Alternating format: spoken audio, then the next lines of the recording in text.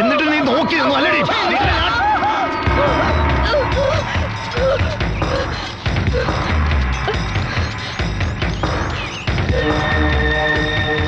എവിടാ അവൻ? പൊക്കളഞ്ഞു. നാണം കേട്ടവനെ, ഈ നടപടിയിൽ വന്ന് എന്നെ മാനം കെടുത്തവനെ വെറുതെ വിട്ടടാ. ഇത് മാറ്റക്കരക്കാരുടെ മാനത്തിന്റെ പ്രശ്നമാണ്. വിടരുതവനെ. വരാ.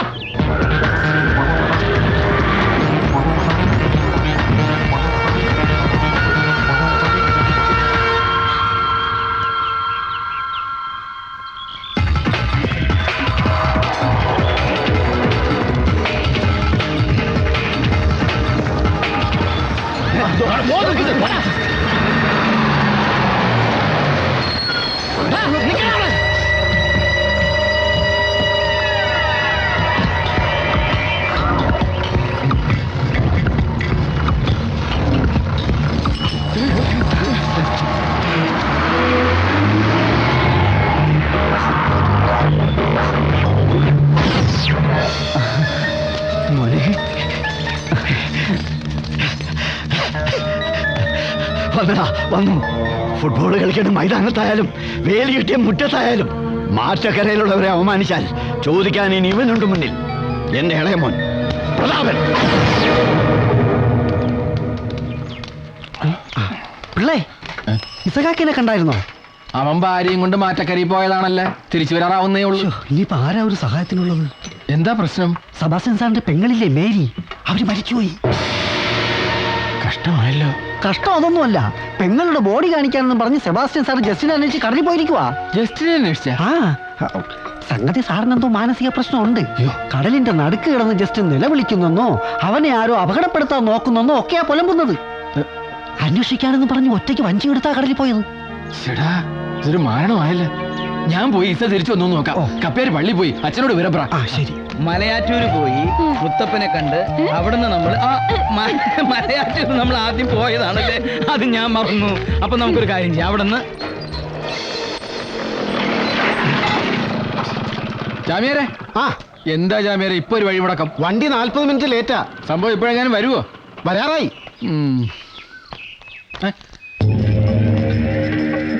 നമ്മുടെ വേളാങ്കണ്ണിയല്ലേ അത്? ശരിയാ, ആളീ ലോകത്തൊന്നും അല്ലെന്ന് തോന്നുന്നു. ദൈവമേ, ഇയാളിത് എന്താ കാണിക്കുന്നത്? വണ്ടിയും വരുന്നല്ലോ. അയ്യോ പിള്ളച്ച വേണ്ട. വണ്ടി വരുന്നു. ഓടല്ലേ, മാറ്.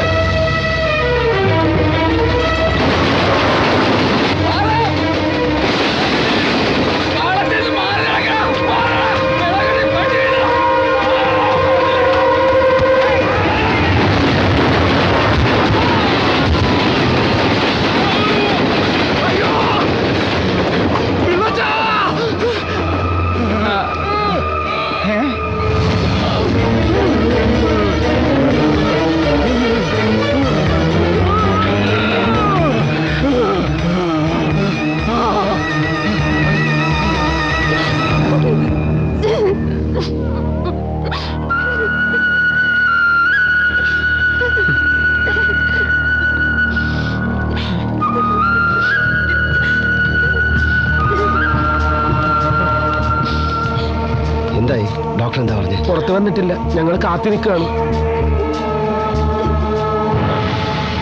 ഡോക്ടർ, പിള്ളച്ചേട്ടന് തലയ്ക്കാണ് ക്ഷതമേറ്റിരിക്കുന്നത്. എത്രയും പെട്ടെന്നൊരു ഓപ്പറേഷൻ വേണ്ടിവരും. കഴിയുമെങ്കിൽ നാളെയോ മറ്റന്നാളോ വെല്ലൂരോ ബോംബെയിലോ കൊണ്ടുപോകുന്നതാണ് നല്ലത്. ഓപ്പറേഷൻ എന്ന് പറഞ്ഞാൽ ഇറ്റ്സ് എ മേജർ വൺ. ചിലപ്പോ 2-3 ലക്ഷം രൂപ ചിലവാക്കേണ്ടി വന്നേക്കാം.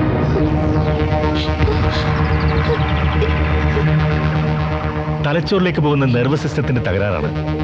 താമസിച്ചാൽ ചിലപ്പോ രോഗി എന്നേക്കുമായി തളർന്നിടക്കേണ്ടി വരും.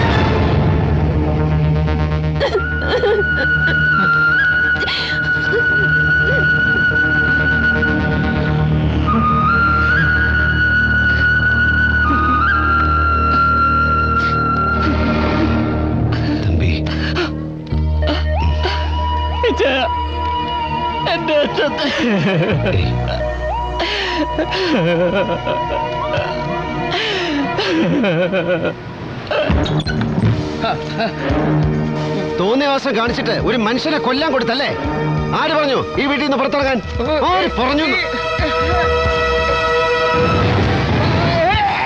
എവിടാന്ന് വെച്ചാൽ പോയി തെളിഞ്ഞണം. കടയില്ല, റെയിൽവേ ട്രാക്കിലെ, ഭൂമിക്കടിയില്ല, എവിടെ വേണേലും. ഒറ്റ കാര്യമുള്ളൂ, മനുഷ്യനെ ബുദ്ധിമുട്ടിക്കരുത് കേട്ടാ. നിങ്ങളുടെ ഭ്രാന്തിന് മറ്റുള്ള ജീവന് ഉത്തരം പറയാൻ എനിക്ക് വയ്യ. എന്റെ ദൈവമേ. നിക്കവിടെ. ഈ സന്ധ്യയ്ക്ക് അയാളെ വീട്ടിൽ നിന്ന് പിടിച്ചിറക്കി കടപ്പുറത്ത് കൊണ്ടുപോകും തള്ളാൻ നീ അയാളുടെ ആരാ? അപ്പനോ അതോ അമ്മാവനോ? അച്ഛൻ ഇതിൽ ഇടപെടണ്ട. ഇടപെടും. ഓത്തുപോലെ നീ ഒരു മകനിവിടെ ഉള്ളപ്പോ ഈ സുഖമില്ലാത്ത മനുഷ്യൻ എങ്ങോട്ട് പോകണമെന്നും കൂടി നീ പറഞ്ഞിട്ട് പോയാൽ മതി. എങ്ങോട്ട് പോകണം എങ്ങോട്ട് പോകണ്ടെന്ന് സ്വയം തീരുമാനിച്ച് നടപ്പാക്കുകയാണല്ലോ. ഞാൻ പറഞ്ഞിട്ട് വേണ്ട വേളാങ്കണ്ണിക്ക് സർക്കിട്ട് പുറപ്പെടാൻ. അച്ഛാ ആളെ ഇവിടെ.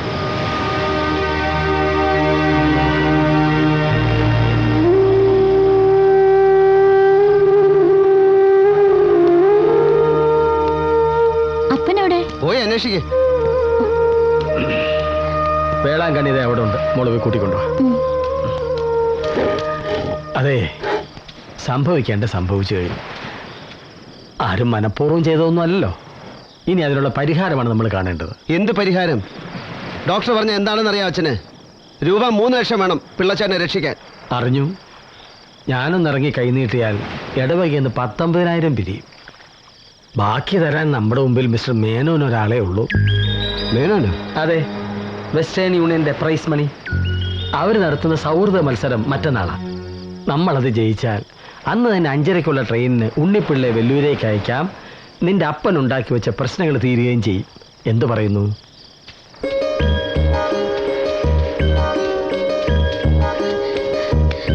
അപ്പൻ അവിടെ നിന്ന് കാണുന്നില്ല. നിങ്ങൾ പോയി ഒന്ന് അന്വേഷിച്ചേ. എനിക്ക് വയ്യ, നീ തന്നെ പോയാൽ മതി. മനുഷ്യനെ തീ തീറ്റിക്കാനായിട്ടും. മോള് വിഷമിക്കണ്ട. വേളാങ്കണ്ണി ദൂരെയൊന്നും പോവുകയല്ല. പള്ളിക്കുരിശിന്റെ മുന്നിൽ ചെന്ന് 10 നന്മ നിറഞ്ഞ മറിയമേ ചൊല്ലി വൃദ്ധസ്ഥാനത്ത് കയറി കിടപ്പുണ്ടാവും. പഴയ ചങ്ങാതികളൊക്കെ ഉണ്ടല്ലോ അവിടെ. നാളെ രാവിലെ ഞാൻ എത്തിച്ചോളാം. മോള് പോയി കിടക്കാൻ നോക്ക്. ഓ,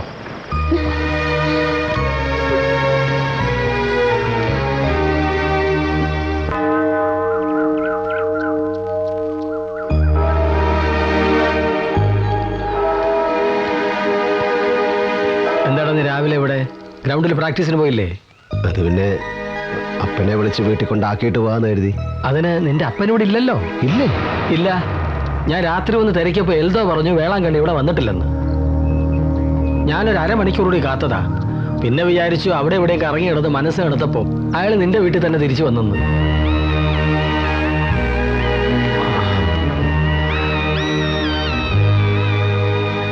ഇന്നലെ നിന്റെ പ്രകടനം അല്പം കടന്നു പോയോന്നൊരു സംശയം. കൊച്ചു കൊച്ചു തമാശകൾക്ക് നിന്റെ ദേഷ്യമയാൽ രസിച്ചിട്ടുണ്ടെങ്കിലും ഇന്നലെ അത് അല്പം കൂടിപ്പോയി. സ്വന്തം മോൻ തന്നെ ഉള്ളു വല്ലാതെ പൊള്ളിച്ചപ്പോ മുന്നിലുള്ളത് ആഴക്കടല. ഇനി വാശി പിടിച്ച് വല്ല കടും കൈ പിയോ എന്റെ കർത്താവേ.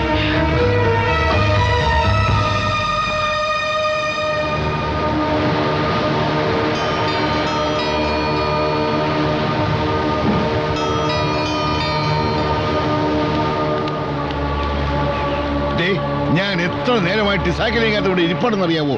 എവിടെ പോയി കിടക്കുകയായിരുന്നു? എന്താ കാര്യം? നാഗപ്പനാ എന്നെ ഇങ്ങോട്ട് പറഞ്ഞയച്ചത്.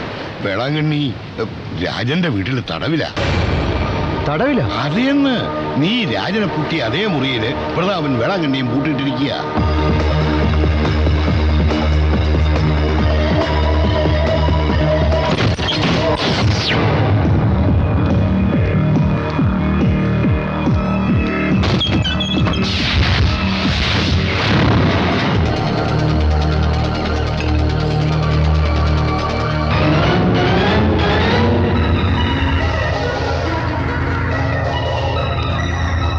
എടാ,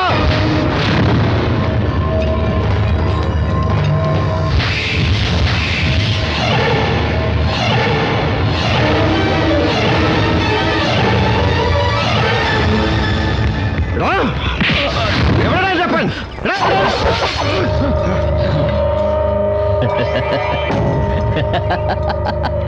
അരെ ബേവക്കൂഫ്, ഇസഹാക്കിനെ പോലുള്ള ഒരു ഫുട്ബോൾ കളിക്കാരന് നിന്റെയൊക്കെ ആയുധങ്ങൾ വെറും പുല്ല. മനസ്സിലായോ? സമ്മർ സാൾട്ട് അടിച്ച് നിന്റെ ആ കളി ഒന്ന് കാണിച്ചു കൊടുക്കണ ഈസേ. 2 കിട്ടിയാലേ ഇവന്മാരൊക്കെ പഠിക്കും. കടലാമയുടെ മോനെ, എന്റെ അപ്പനെ നടുക്കെടുത്ത് വില പറഞ്ഞാൽ അബദ്ധം കാണിക്കരുത്. പ്രതാപന്റെ ദേഹത്ത് ചോര പൊടിഞ്ഞാലും നിന്റെ അപ്പന്റെ ശവശരീരമേ നിനക്ക് കിട്ടു കേട്ടാ. അതാലോചിച്ചിട്ട് മതി ആയുധം പ്രയോഗിക്കല്. അരെ വാ വാ, നീ ഇപ്പോഴും ഒരു കൊച്ചു തിമിംഗലമാണ് ദോസ്ത്. പക്ഷെ ആ തിമിംഗലത്തിനെ ചാട്ടുളി കയറ്റി തളയ്ക്കാനാ ഞങ്ങളുടെ തീരുമാനം. പണ്ട് ദേവിയെ തട്ടിക്കൊണ്ടുപോയി ചന്ദ്രേട്ടന്റെ കൊല നടത്തി. ഇപ്പൊ നിരന്തരമായി പന്ത് കളിച്ച് ഞങ്ങളെ തോൽപ്പിക്കുന്നു. ഇനിയെങ്കിലും ഞങ്ങൾക്ക് ആ നാണക്കേടൊന്ന് മാറ്റണം.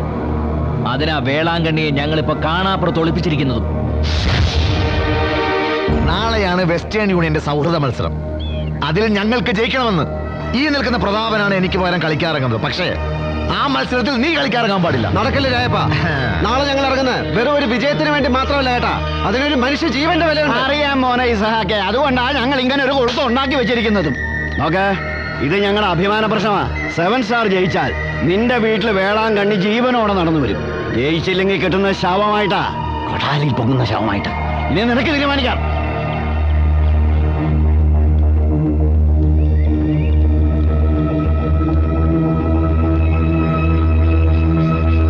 എനിക്കൊഴിഞ്ഞു വച്ച പെണ്ണിനെയാ നീ തട്ടിക്കൊണ്ടുപോയത്. കഴിഞ്ഞ 6 വർഷവും അതിന്റെ അപമാനവും നെഞ്ചിലേറ്റ് ഞാൻ നടന്നു. അവള് പരോളിന് പുറത്തിറങ്ങിയെന്നറിഞ്ഞപ്പോ ഇനി ആ ഭാരം ഒന്ന് ഇറക്കി വെക്കാനാ ഞാൻ വന്നതും. ജയിലിൽ അവള് മടങ്ങി പോകുമ്പോ നീ 2 കാലും ഇല്ലാതെ എഴയണം. അതിനു വേണ്ടിയിട്ടാ ഈ കടശിക്കളി. വേളാങ്കണ്ണിയുടെ ജാമ്യം ഉള്ളിടത്തോളം കാലം നിനക്ക് ഞങ്ങളെ ഒന്നും ചെയ്യാൻ കഴിയില്ല. ഒന്നും.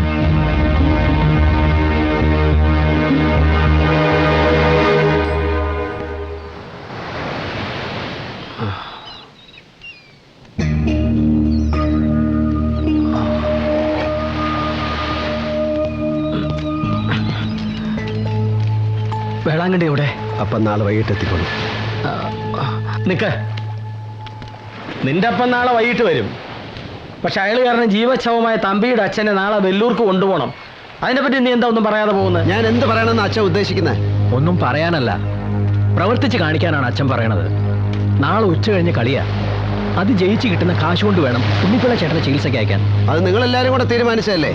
നിങ്ങൾ തന്നെ കളിച്ച് ജയിച്ചാൽ മതി. ഇസഹാക്ക് നാളെ ബീച്ച് 11 വേണ്ടി ഗ്രൗണ്ടിൽ ഇറങ്ങില്ല. അച്ഛൻ എന്നോട് ക്ഷമിക്കണം. നാളത്തെ മാച്ചിൽ നിന്ന് എന്നെ അങ്ങ് ഒഴിവാക്കിയേക്ക്. എടാ മോനെ, നീ അങ്ങനെ പറഞ്ഞാണ്. കേട്ട ഭാഷ മനസ്സിലായില്ലെങ്കിൽ കൂടുതൽ വിശദീകരിക്കാൻ നല്ല കോരിത്തരിക്കുന്ന ഭാഷ പറയേണ്ടി വരും ഇസഹാക്കിന്. ലോഹയിട്ട് നിങ്ങളോട് തോളി കയറ്റാടുന്ന ഇവരോടും എന്നെ കൊണ്ടത് പറയിക്കല്ലേ. എന്റെ സ്വഭാവം മാറ്റാതെ ഇവിടുന്ന് പോകാൻ നോക്ക്. പോവാൻ. ശരി, എങ്കിൽ നിങ്ങളെല്ലാരും കൂടെ ഇവിടെ നിൽക്കേട്ടാ. ഞാൻ പൊയ്ക്കോളാം പുറത്തേക്ക്.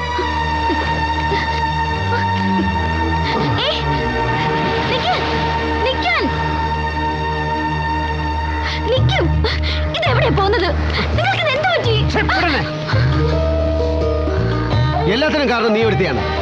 മാനം മര്യാദയ്ക്ക് വീട്ടിലിരിക്കാതെ തള്ളെ കാണാൻ ഇറങ്ങി പോയിട്ട് നമ്മളിവിടെ ഉണ്ടായിരുന്നെങ്കിൽ അപ്പൻ ഇറങ്ങി പോയിരുന്നോ? ഉണ്ണിപ്പിള്ളയ്ക്ക് അപകടം വരുമായിരുന്ന? ഞാൻ എന്റെ അപ്പനെ കടലിൽ കൊണ്ട് കളഞ്ഞ് ഗതി കിട്ടാതെ അലഞ്ഞ്. എല്ലാത്തിനും കാരണം നീ ഒരുത്തിയാ. നീ ഒറ്റ ഒരുത്തി.